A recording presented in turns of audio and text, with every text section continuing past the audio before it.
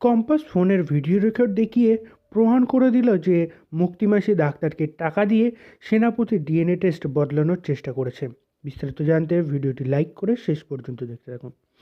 গল্পের শুরুতেই দেখা যায় ঋতুজা যখন মুক্তির কথা নিয়ে চিন্তিত হয়েছিল তখন কম্পাস এসে তাকে সান্ত্বনা দেয়। কম্পাস তখন বলে যে এবার আমাদেরকে ওই ডিএনএ টেস্টটা করেই দেখতে হবে।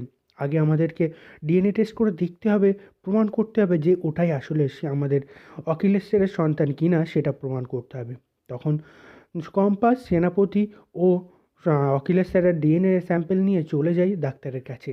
আর এদিকে এই কথা শুনে তো মুক্তিমাসিও কম্পাসের পেছন পেছন চলে যায় সেই হাসপাতালে, এবং সেখানে গিয়ে কম্পাস চলে যেতেই সেই ডাক্তারের সাথে কথা বলে এবং ডাক্তারকে টাকা দিয়ে ডিএনএ টেস্টের রিপোর্ট বদলে দেওয়ার চেষ্টা করতে থাকে।